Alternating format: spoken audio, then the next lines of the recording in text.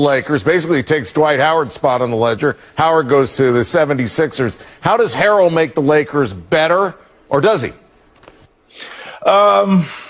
He fills the void. Let's start there. I mean, his offensive ability, he can score a little bit, but defensively, he brings energy. He brings effort. He's a dog. It's tough to turn down a team that has LeBron James, Anthony Davis, and the supporting cast that they have in the culture that the Lakers carry. So, can you blame them? All right, your former team, or I should say your last former team, gives Gallinari 3 years, $60+ million. Where's he fit on that club, given your knowledge of that roster? I tell you what. He's a knockdown shooter. He's a guy you cannot leave open. I think he's going to take a lot of pressure off of Trey because teams were starting to double team him in Trey, that is in the middle of the floor and side pick and roll. So now you swing to a guy like that. He's knocking down shots. Plus, I foresee them trying to sign one more guy. And if they do, I mean, they legitimately have a chance to make the playoffs. All right, you played 22 seasons, so you spun the wheel of free agency fortune many times. What's it like? I mean, what's it really like? Well, let me tell you, as a superstar player, as a go-to guy, as a franchise player, it's a little easier than it is as a reserve player. Like when you're in kind of the shoes of an Anthony Davis right now, it's like I'm losing sleep over what? I know I'm going to get a max contract. I know I'll probably end up in L.A. with a max deal. So what problems does he have? But as a reserve player, you're hoping your phone rings. And I was fortunate enough in my 40s that I was still receiving some phone calls and was able to finish out my career and walk away. Well, you were fortunate enough because you were good enough. All right, James. Thank you. Free agency, not the only thing making noise in the NBA. James Harden. Yes. Once out of Houston, where's he going to be next season, or where do you want to see him be as an NBA guy? I mean, it's kind of a drama series because he wants out.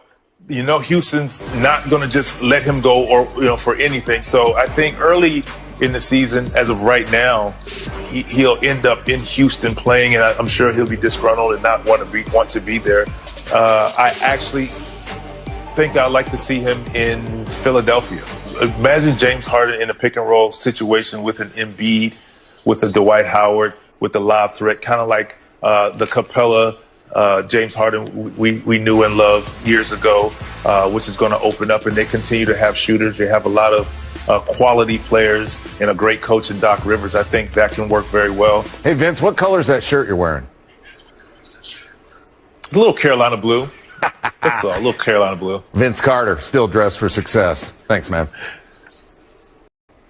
Well, this is where the Lakers are right now, and it is rare for a championship team to kind of flip this whole roster. And first, we saw the move with Dennis Schroeder trading for Danny Green. He replaces Rajon Rondo. Wesley Matthews was signed for the biannual exception, replaces Kentavious Caldwell-Pope. Oh, we can't get him in there. Montrezl Harrell replaces Dwight Howard. Nope, touchscreen's not working, but they're in there. Trust me, they're in there. And when you look at their resume, as far as what they have with that roster, 6 roster spots open. They've got bird rights on Kentavious Caldwell-Pope.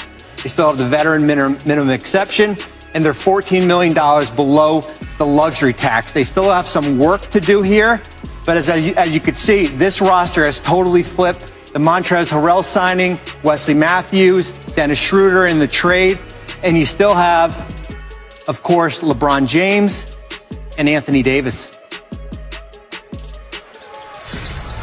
He's not a free agent, but he is unhappy. What's next for James Harden? How about Vince Carter on the best fit for Harden? That's later on. Skilled De'Aaron Fox is their point guard of the future, agreeing to sign him to a max extension for at least $163 million over 5 seasons. His richest contract in franchise history, surpassing Chris Webber. League's reigning 6th man of the year, Montrezl Harrell, agreed to a 2-year deal with the Lakers. worth $19 million with a player option in year 2. Harrell ranked second in the NBA in scoring off the bench at just over 18 points per game. And Danilo Gallinari cashed in with the Hawks, agreeing to a 3-year, $61.5 million deal. He should help an Atlanta team that shot just 33% from the three last season. That was the worst in the NBA. Oh, look at old Dwight Howard. I'm staying right where I belong. Laker Nation, I love y'all. Purple and gold never gets old. That's how it started. That's what he said. But what did he mean? He shuffled off to Philadelphia before the day was done. We got just the man we need to talk to, Adrian Wojnarowski, joining us now on SportsCenter. So, Adrian, let's start at the top with the Lakers. Even as they won a championship last year, there were lots of questions about the depth and what they do outside of LeBron James and Anthony Davis. They got some answers. They added Dennis Schroeder and now Wesley Matthews and Montrezl Harrell. What's going on with L.A.? Yeah, they certainly had to address that center position once Dwight Howard headed to Philadelphia to play for Doc Rivers and Daryl Morey. And Montrezl Harrell comes from the Clippers, where he was, a very productive player. But they get him at essentially the mid-level exception, at 2 years, $19.5 million with a player option on year 2.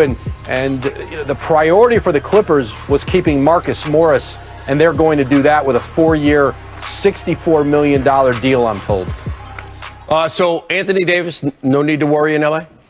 Yeah, Anthony Davis will be back with the Lakers. He's going to take some time to decide, I'm told, at least through Thanksgiving next week, about how he wants to structure his deal with L.A. And, he certainly has several options in terms of the length. One option for him will be to get his contract lengthwise on par with LeBron James. That would be essentially a 3-year deal with a player option after the second year, and then he and LeBron would be contractually aligned. They obviously share the same agent, Rich Paul.